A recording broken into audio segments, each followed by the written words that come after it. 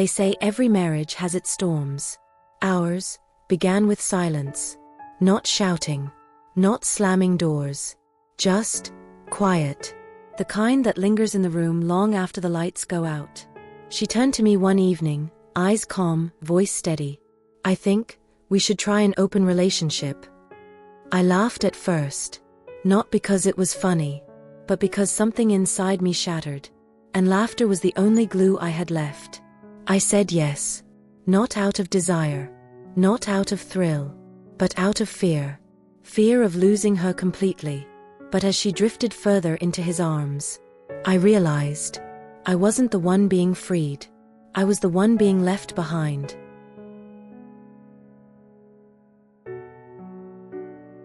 I never thought love would come to this. We used to have rituals, you know? Saturday mornings with coffee and no words, just the radio humming in the background.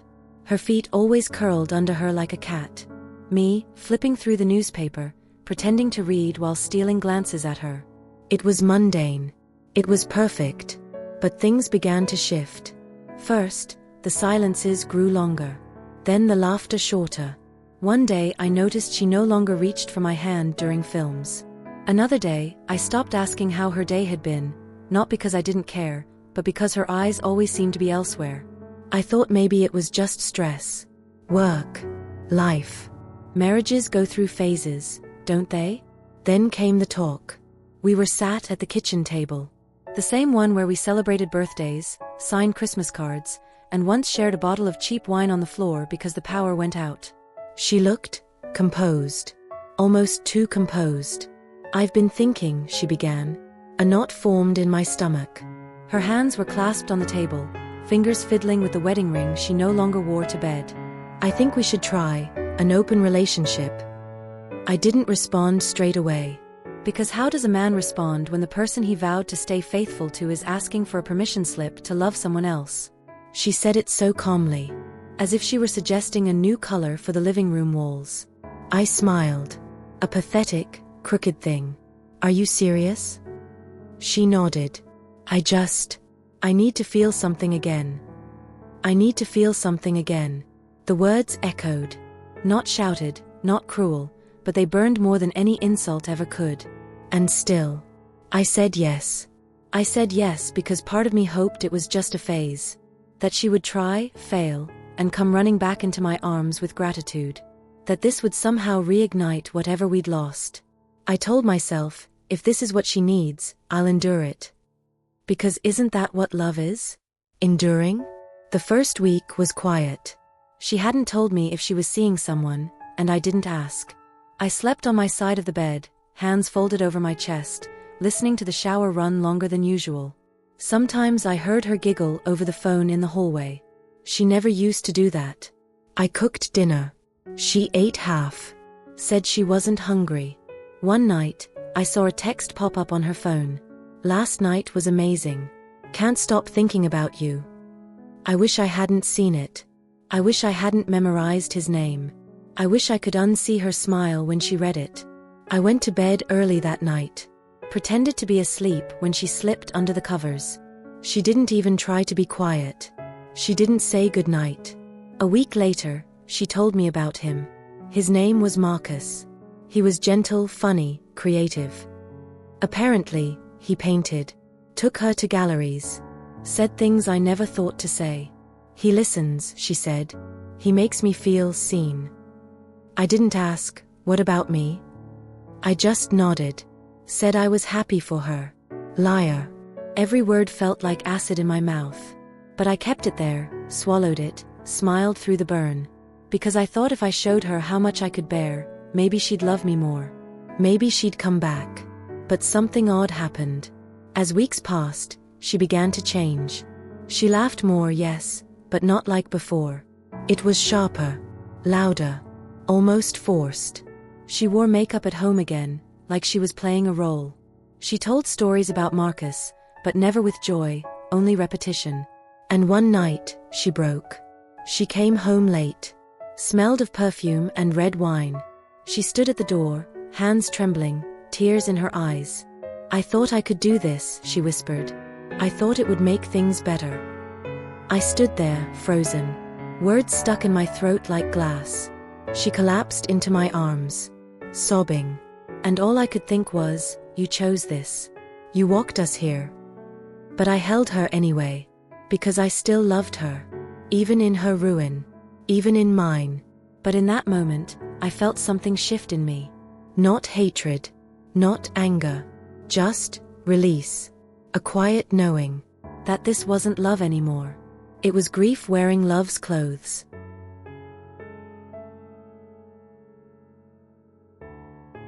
In the days that followed, things didn't go back to normal. Because there was no normal left. She tried to act like everything was fine. She cooked again, pasta, my favorite. She asked if I wanted to watch that old detective show we used to laugh at. She even put her phone face down for once. But it was all just noise. An echo of what we used to be. The real distance wasn't in the miles between her and Marcus. It was in the way she touched my shoulder like I was a friend, not a husband. In the way I flinched when her hand lingered too long. One night, I asked her a question I never thought I'd say out loud. Did you love him? She didn't lie. She nodded. I think I did. Or, maybe I loved the way he made me forget everything else. I stared at her. The woman I'd built a life with. Who once wrote my name on the fogged bathroom mirror with a heart around it. Do you love me now? I asked. She looked away. And that silence, it said everything. After that, I stopped trying. I went to work, came home, slept, repeated. I didn't ask where she was. I didn't wait up. I stopped leaving little notes by her coffee mug in the morning. And you know what's funny? That's when she started to notice me again. She'd say, "You're quiet lately. You okay? Want to talk?" But I didn't. Because what would I even say? That I felt like a ghost in my own home? That every time she touched me, I remembered the hands that weren't mine? No. I just smiled and said, "I'm fine." Because that's what you do when the person who broke you suddenly wants to play nurse. Then came the confession. It was raining. She stood by the window, arms crossed, lips trembling. "I ended things with him," she said. I didn't respond. I told him I couldn't do it anymore. That I wanted to fix this. Us. I stared at the drops sliding down the glass. They reminded me of all the nights I cried without sound while she lay beside me, dreaming of someone else. "I miss us," she whispered. And that's when it hit me. She missed comfort. She missed familiarity. She missed the version of me that waited, that forgave. But I was no longer him. Not because I didn't love her, but because I finally started loving myself more.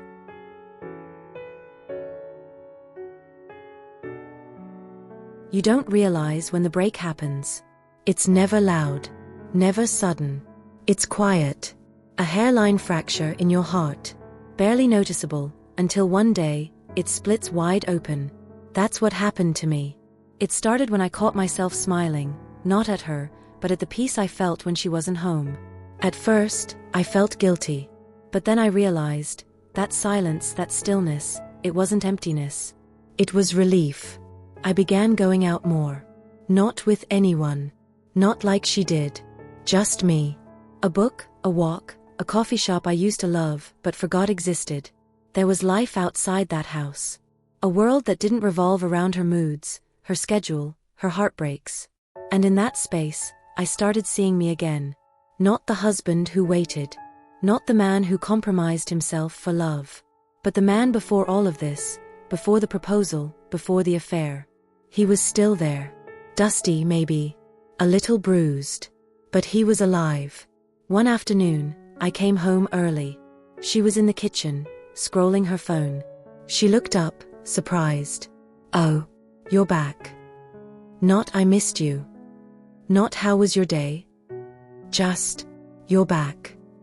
I nodded, took off my coat, sat down. There was a moment. A pause.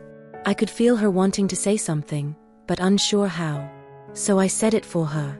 "I think we need time apart." She blinked. "What?" "I'm not angry," I said softly.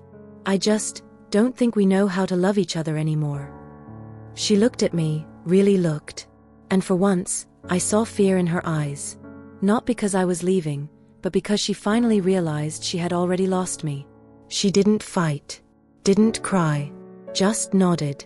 And that silence, it was the most honest thing between us in months. I packed a bag that evening. Just essentials. She watched, but said nothing. At the door, I turned. "I hope you find what you were looking for," I said. She whispered, "I thought I already had." And I left.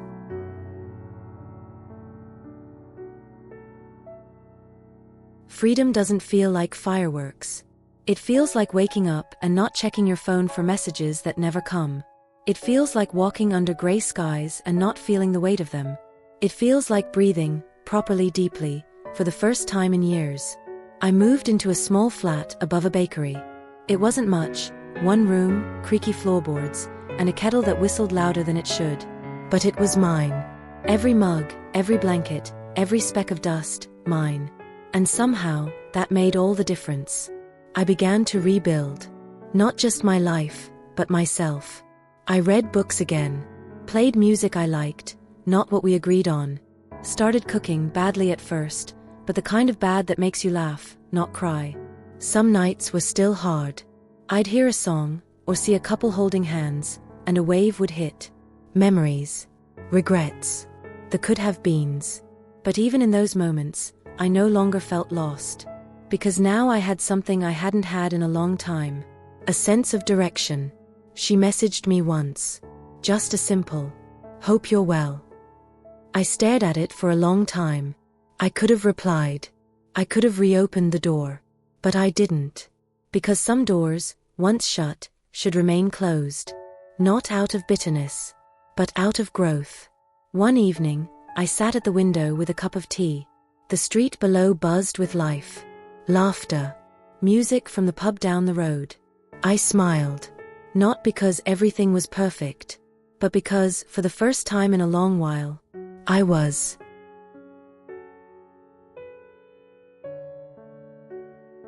It had been 4 months. 4 months since I walked out that door. 4 months since I stopped being the man who waited. And in that time, I learned how to be alone, not lonely, just alone. It was a rainy Thursday when I saw her again. I was picking up a loaf of bread downstairs.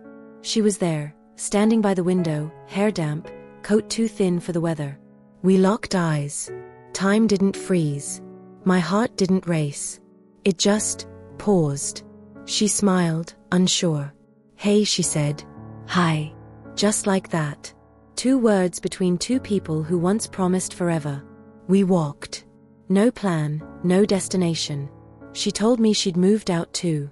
Said Marcus had ended things not long after I left. He said I wasn't really with him, she admitted. "I think I was trying to find you in someone else." I didn't know what to say. Part of me wanted to scream. Part of me wanted to hold her. But mostly, I just wanted to go home. She stopped walking and turned to me. "I miss you." I looked at her. And I saw everything. The laughter, the late-night talks, the tears, the betrayal, the silence, the version of us that shattered. "I miss who we were," I said. "But I don't miss how it ended." Her eyes glistened. "Do you think there's still a chance?" I paused. And in that moment, I made peace with the past. "There's always a chance," I said. "But not today." We stood in silence. And it wasn't bitter. It wasn't sad. It was closure. She nodded. "I'm happy for you," she said softly. And this time, I believed her. As she walked away, I felt something lift. Not hope. Not pain. Just clarity. Some stories don't need a sequel. Just an ending that makes sense.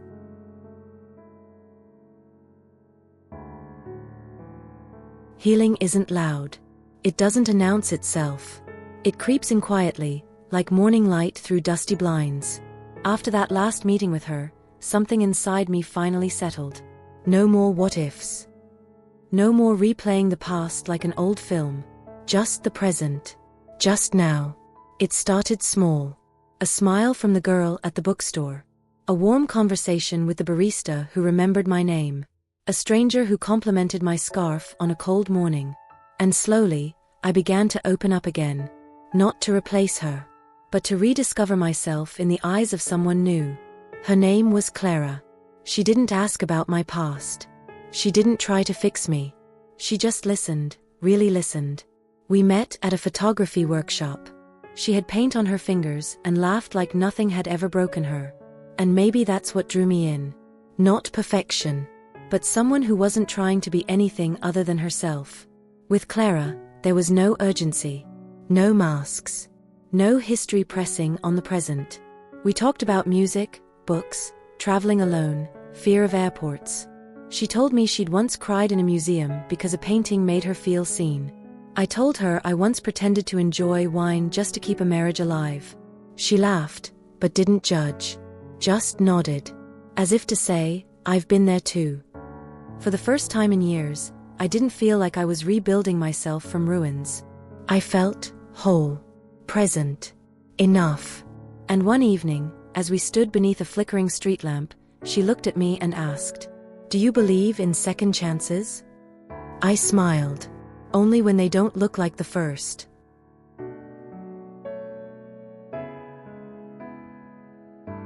Even as I moved forward, the past found ways to whisper. Sometimes it was in the way I folded my shirts, her method. Sometimes it was in my playlists, our old songs. And sometimes, in dreams I couldn't remember, I'd wake up with her name on my lips. Healing doesn't erase memory. It teaches you how to carry it without bleeding. Clara noticed, of course. One night, I stared at the wall for too long. She touched my hand gently. "You don't have to tell me," she said. "But you don't have to carry it alone either." And that broke me. Not in a painful way, but like a dam opening. I told her everything. Not in one go. Not all at once. But piece by piece, over quiet dinners and long walks. The betrayal. The silence. The night I left without looking back. She never interrupted. Never rushed me. When I finished, she just said, "You loved deeply. That's nothing to be ashamed of." That night, I cried. Not because I was heartbroken, but because I realized I'd finally been seen.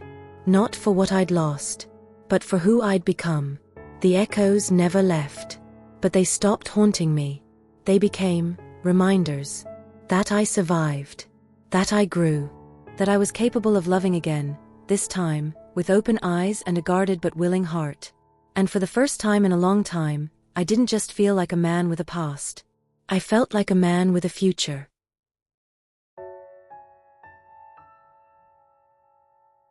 It arrived one Tuesday morning. No name on the envelope. Just my address. I nearly tossed it aside, looked like junk mail.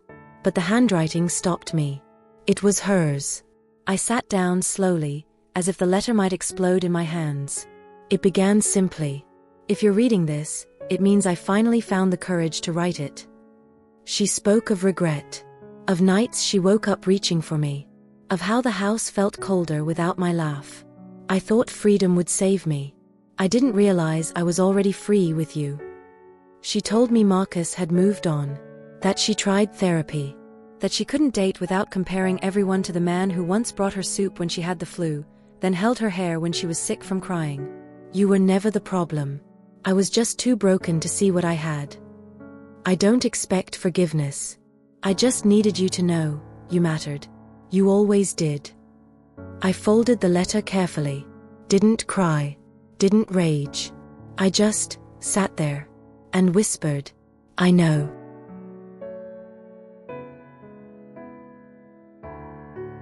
I never wrote back. Not because I hated her, but because some chapters need to end without applause. I still kept the letter though, tucked in a drawer, not as a wound, but as proof. Proof that we loved. We failed. We learned. Clara and I grew stronger. Not perfect. Not without baggage. But honest. We built something slow, steady, and safe. No dramatic fireworks. Just the warmth of two people choosing each other, every day. And one evening, as we painted her tiny balcony together, she leaned her head on my shoulder and whispered, "I'm glad you found your way back to yourself." I kissed her forehead. I'm glad I let myself be found.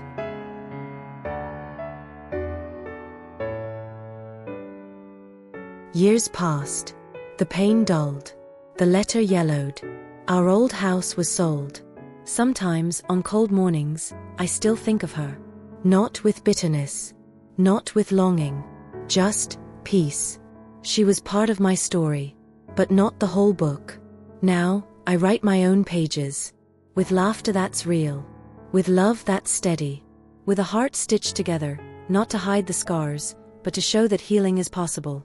Because in the end, this wasn't a story about betrayal. It was a story about rediscovery. About choosing yourself, even when it hurts. And learning that sometimes, letting go, is the most powerful kind of love.